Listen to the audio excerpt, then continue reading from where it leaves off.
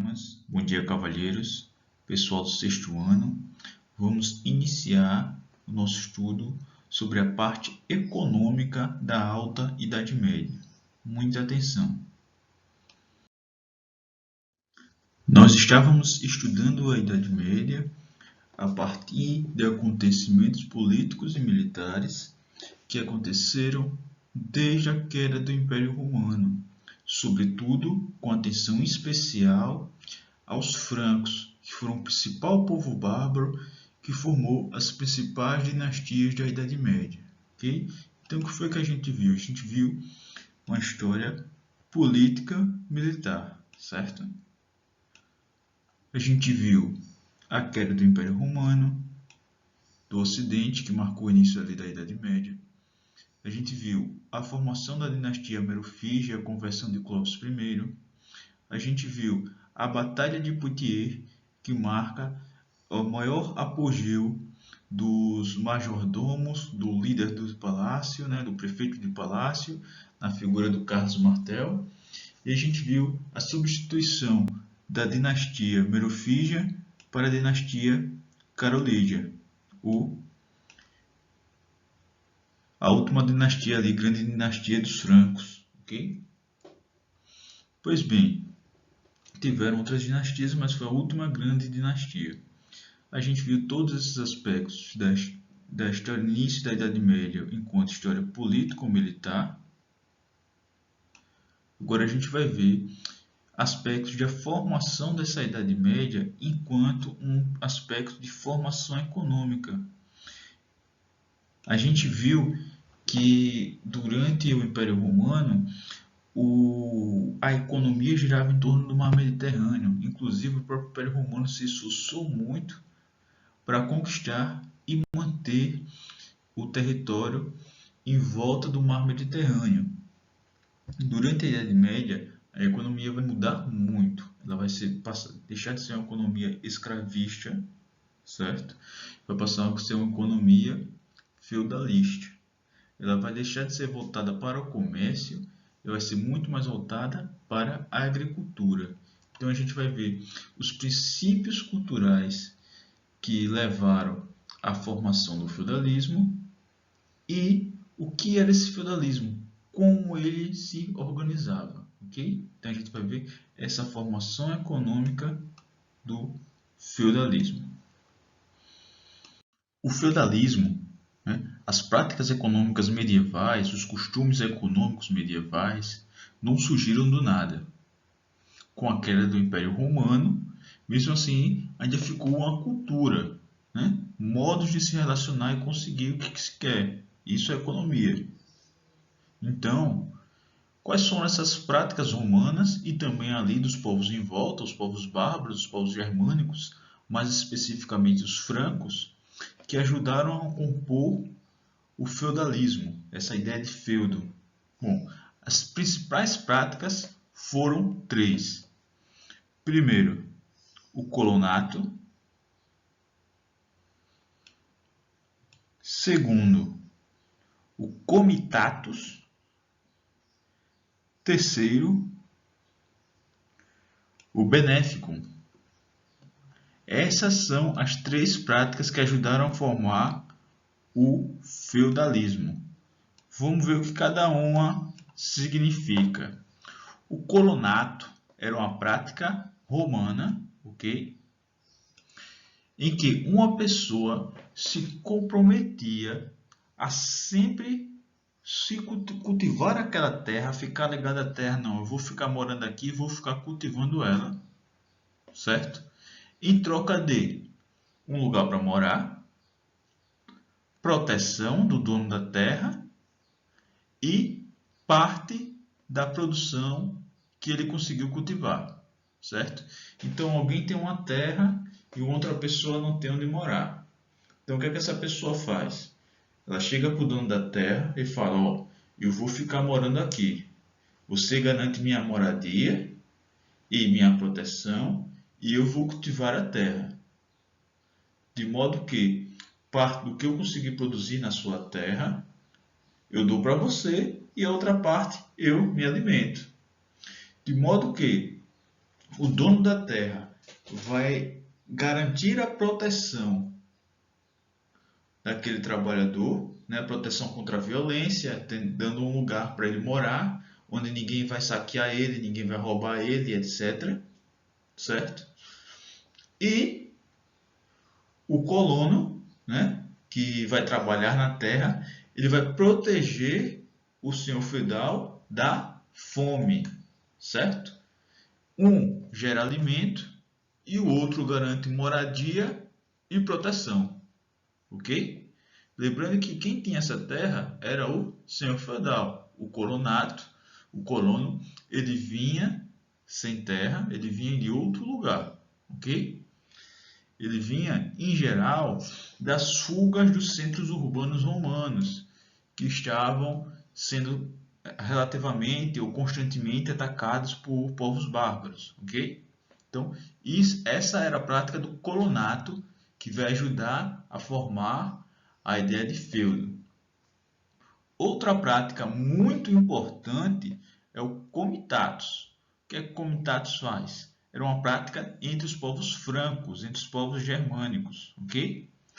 Era um compromisso que era gerado a partir da concessão de terras para a defesa mútua.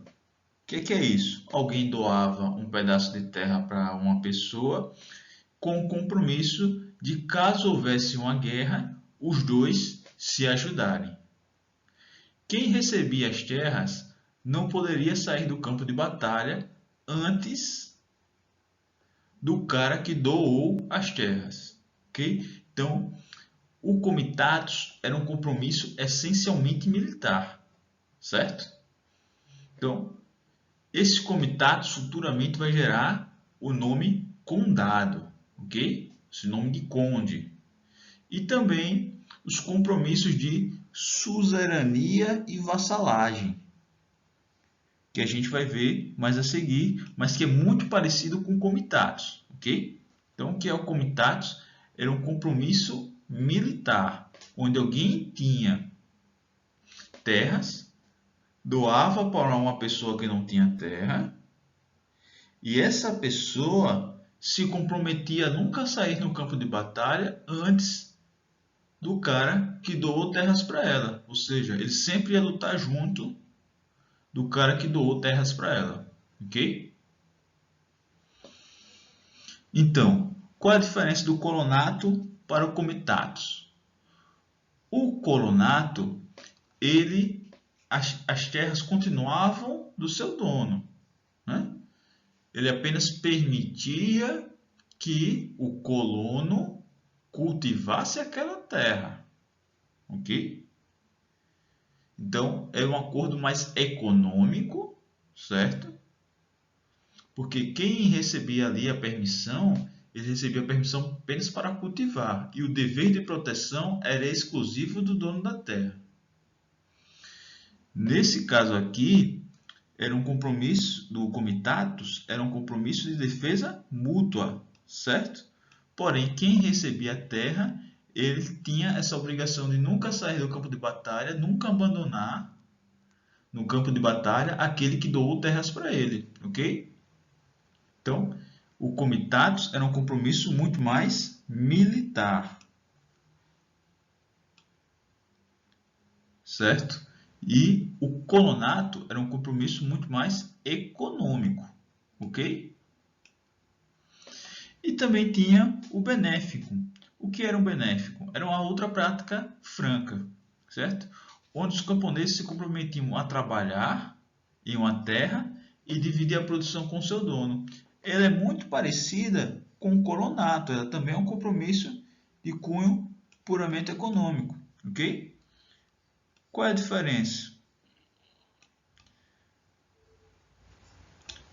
No colonato, o camponês ele se compromete a sempre cultivar aquela terra. As famílias dos camponeses vão permanecer naquela terra. Eles se ligam àquela terra de modo que a gente se compromete a ficar aqui e sempre vai ficar cultivando essa terra, ok? Aqui não. Aqui é um compromisso temporário. Eu vou trabalhar, vou plantar, vou colher, vou realizar esse período de colheita nessa terra. Depois eu divido essa colheita com você e agora cada um segue seu lado. O camponês pode migrar. Aqui não. Aqui tem um compromisso de permanecer fixo na terra. No colonato há um compromisso de permanecer fixo na terra. No benéfico, não. Ok? Entendido? Bom, agora compreendendo o feudalismo. Primeira coisa importante, a gente viu naqueles 3 compromissos já, o colonato, o comitatus e o benéfico. A gente viu nos 3 que a coisa mais importante, o que servia de mercadoria de troca, era ou a concessão de terras ou a permissão para trabalhar nela. Então, a terra torna-se algo de extrema importância, certo? A terra é a coisa mais importante para a economia feudal, para a economia do feudalismo, para a economia da Idade Média.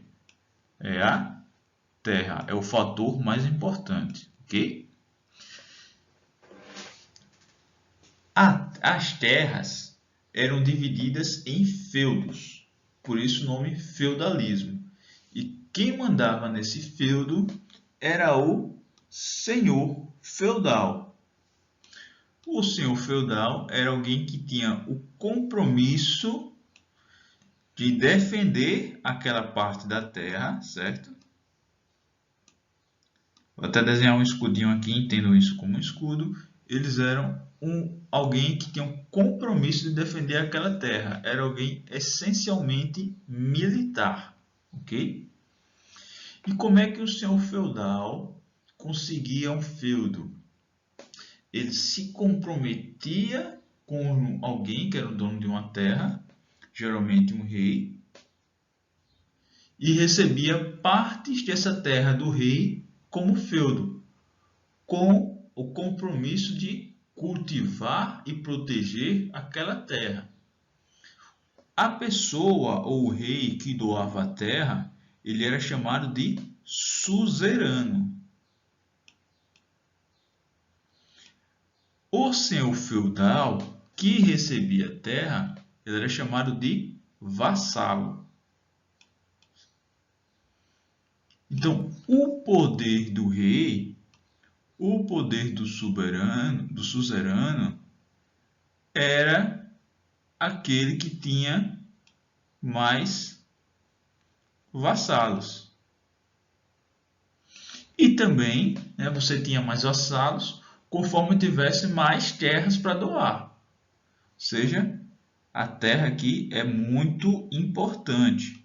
Okay? Quanto mais terras um rei tem, mais ele pode doar para os seus vassalos e ser um rei mais poderoso. O rei mais poderoso é aquele que tem mais terras e, consequentemente, mais vassalos com mais pactos de lealdade com ele. Mais gente que vai para a guerra com ele caso haja algum problema. Ok? Cada feudo era uma unidade autossuficiente, certo? A princípio, ele conseguiria manter-se protegido da fome, produzir alimentos o suficiente para a sua população e também ele tinha uma defesa militar o suficiente para se proteger, ok? A ideia do feudo era essa, a gente tem as terras aqui, a gente produz o suficiente para a gente comer, então a gente não vai morrer de fome e a gente também tem um pequeno exército, uma pequena tropa ali do senhor feudal, certo? Que vai nos proteger. Então, o inimigo, um exército inimigo não vai nos invadir. Obviamente que se fosse um exército muito grande, conseguiria. Então, o feudo ele precisaria pedir ajuda, certo? Pediria ajuda ao rei, então o rei ajudaria com outros vassalos dele. Mas, enfim, a ideia era a autossuficiência, tanto em proteção quanto em sustento, em alimentação, ok? As terras dos feudos geralmente eram divididas em 3 categorias, as terras cultiváveis. Primeiro, o manso senhorial, que era as terras do senhor feudal, né? Os campos de agricultura do senhor feudal. Nele, toda a produção era do senhor feudal, ok? O manso servil, nesse aqui quem produziam era os servos, certo? E em todos eles os servos produziam, eram os servos que trabalhavam. Só que no manso senhorial, toda a produção era do senhor feudal. No manso servil, parte da produção era dos servos e parte da produção era do senhor feudal. Então aqui era meio a meio, certo? E o manso comunal. O manso comunal era terras livres para cultivar, certo? Mas geralmente essas terras tinham outras riquezas. Por exemplo, florestas. Florestas eram boas para caçar, para retirar madeira. Então, não necessariamente o manso comunal era usado para a agricultura, certo? Até era, mas existiam-se outras atividades a serem desenvolvidas também no manso comunal, ok? Bom, pessoal, é isso. Até a próxima aula.